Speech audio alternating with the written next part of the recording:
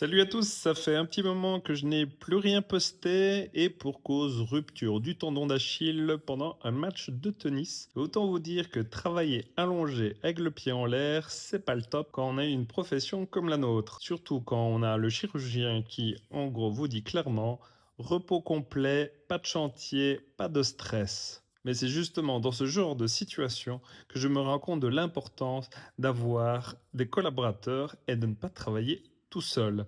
Effectivement, pour mon cas, ça fait donc plus de 10 ans que j'ai mis en place des collaborations, principalement avec des amis, et aujourd'hui, je leur en suis reconnaissant d'avoir pu prendre la relève, notamment sur les suivis de chantier et même pour du travail de bureautique, puisque travailler allongé n'est quand même pas des plus confortables.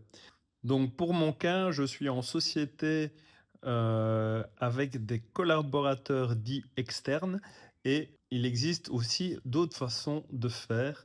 Donc si je prends mon ancien bureau, ils avaient eux simplement fait, un partage des locaux, mais ils étaient chacun indépendants, mais au moins ils travaillaient malgré tout ensemble dans les mêmes bureaux et ça permet d'avoir toutes des échanges d'idées et d'avoir une dynamique bien plus importante que quand on travaille tout seul.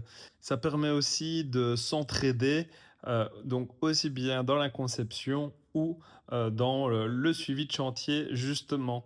Donc aujourd'hui, malgré ma convalescence, je peux donc déléguer les tâches, assurer un minimum de suivi, organiser des visios depuis le canapé et merci les clients compréhensifs et surtout de ne pas laisser les projets à l'abandon. Alors, je vous pose également la question, êtes-vous plutôt loup solitaire ou travail d'équipe? En tous les cas, moi, je ne regrette pas mes choix, même si pour l'instant, c'est un pied à la fois. Allez, ciao et à la prochaine!